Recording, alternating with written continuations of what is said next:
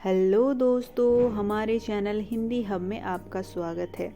दोस्तों, आज का जो हमारा वीडियो है वो होने वाला है भाषा के विभिन्न रूपों के बारे में।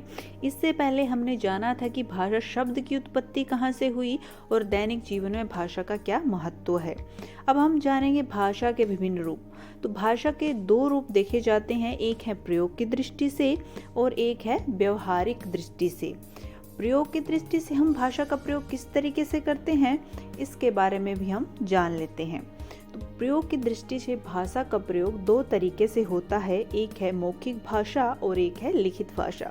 जैसे कि आपको नाम से ही पता चलता है, मौखिक भाषा यानी कि जब हम अपने मन के विचारों को बोल के प्रकट करते हैं तो वो भाषा मौखिक भाषा कहलाती है, और जब हम अपने विचारों को लिख कर प्रकट करते हैं तो वो लिखित भाषा कहलाती है। अब हम जानेंगे व्यवहारिक दृष्टि से भाषा के विभिन्न स्वरूप। तो सबसे पहले बात करेंगे प्राचीन भाषा, मातृभाषा, प्रादेशिक भाषा, राजभाषा, राष्ट्रीय भाषा, अंतर्राष्ट्रीय भाषा, सांस्कृतिक भाषा और विदेशी भाषा। ठीक है, तो सबसे पहले बात करते हैं प्राचीन भाषा की। प्राचीन भाषाएं कौन सी होती हैं? तो वे भाषाएं जो प्राचीन काल में जिनका प्रयोग किया जाता था और वो आज भी बोली जाती हैं, जैसे कि संस्कृत है, प्राकृतिक है, पाली है, अपभ्रंश है। कुछ ऐसी भाषाएं हैं जिनका चलन समय के साथ जो है वो कम हो गया है, लेकिन ये सारी भाषाएं जो हो प्राचीन भाषा के अंतर्गत आती है। उसके बाद बात करते हैं मातृभाषा।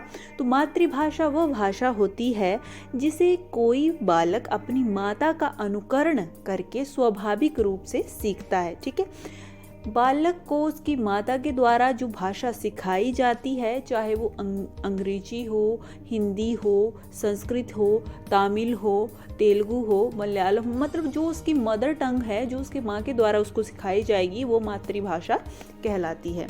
उसके बाद बात करते हैं प्रादेशिक भाषा की। तो प्रादेशिक भाषा क्या होती है? जो किसी प्रदेश की विशेष भाषा होती है वो प्रादेशिक भाषा कहलाती है।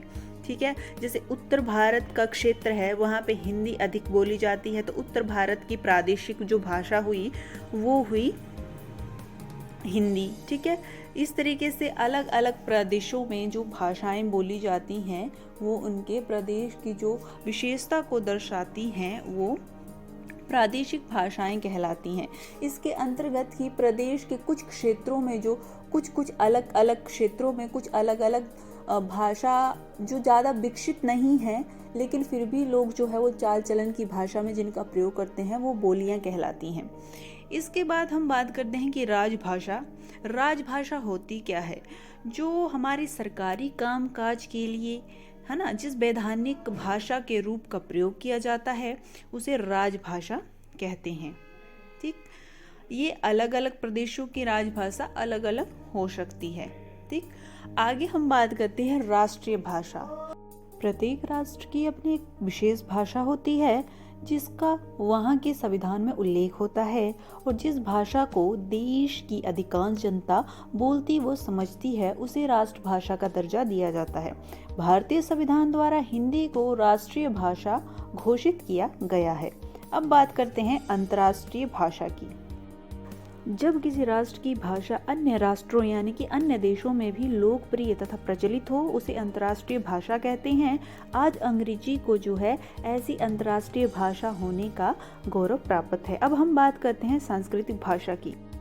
किसी जाति, समाज, राष्ट्र की सांस्कृतिक धरोहर जिस भाषा में सुरक्षित रहती है उस भाषा को सांस्कृतिक भाषा का दर्जा दिया जाता है। अब हम बात करते हैं विदेशी भाषा की। भाषाएं जो अन्य देशों की भाषाएं हैं विदेशी भाषाएं कहलाती हैं। हमारे देश के लिए चीनी, जापानी, रूसी, फ्रेंच इत्यादि भाषाएं विदेशी भाषाएं हैं। तो thank you guys watching for my video. Please like, share and subscribe to my channel. Thank you.